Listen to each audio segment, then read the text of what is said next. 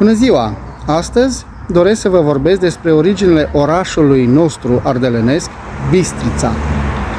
Da, Bistrița este orașul care are numele după râul care îl străbate, care la rândul lui izvorește din muntele Bistricior. În conștiința noastră, orașul Bistrița s-a dezvoltat cu precădere în perioada medievală, având o ascensiune ulterioară pe care o cunoaștem cu toții. Din punct de vedere etimologic, nouă ni se spune că orașul Bistrița, sau mă rog, tot ceea ce ține de Bistrița, are legătură cu cuvântul slavon bistro, care înseamnă repede. Ar părea să aibă logică această etimologie prin faptul că, fiind vorba de un râu de munte, râul Bistrița este un râu care are apa cu un curs repede. Însă, se pare că ne aflăm cu toții într-o eroare, voită sau nu. Dar, în realitate, trebuie să ținem cont că atunci când o comunitate vine dintr-o zonă în alta și se stabilește, există tendința ca acea zonă în care se stabilește să fie redenumită după numele de unde s-au strămutat. Avem un exemplu edificator în acest sens la noi în zonă și mă refer la Galații Bistriței. N-are rost să dezvoltăm subiectul pentru că știm cu toții la ce mă refer. Bun, care este situația localității noastre Bistrița? Aici trebuie să mergem mult mai departe.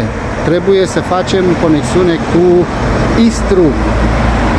Istru, pentru cei care nu știu, este denumirea veche a fluviului Dunăre. Se pare că în antichitate, adică vorbim de câteva sute de ani, poate mult mai mult de perioada în care au avut loc migrațiile slavone, a fost o presiune pe populația care, getodacă, care stătea în zona Istrului sau în anumită parte a zonei Istrului, și aceștia au migrat.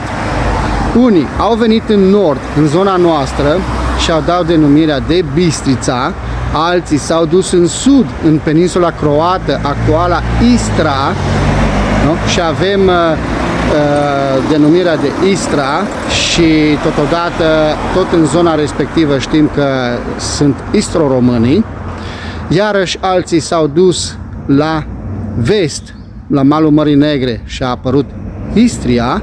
Totodată în Moldova mai avem încă o localitate, tot așa Bistrița, și numele de Bistrița pentru râu. Bun, haideți să revenim la noi. Ce înseamnă de fapt Bistrița? Bistrița este un cuvânt compus din rădăcina Istru,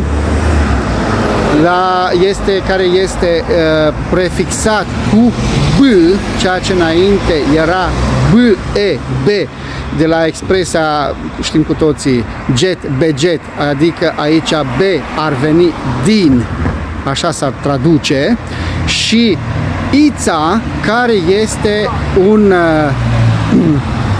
sufix care arată un diminutiv, pentru că e normal, râul Bistrița, fiind unul mic, nu putea să zică Istru și atunci a pus sufixul Ița și a zis Istrulețul, ca și cum ar fi un Istru mic sau Istrul mic.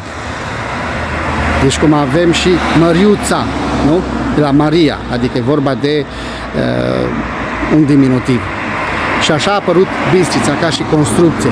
B, care arată în momentul de față că este vorba de o origine raportată la o zonă de unde au migrat, din Istru, și i-a pus ulterior un Ița ca și diminutiv și așa a apărut Bistrița. E vorba de un Istru mic, de o comunitate care a venit de la Istru.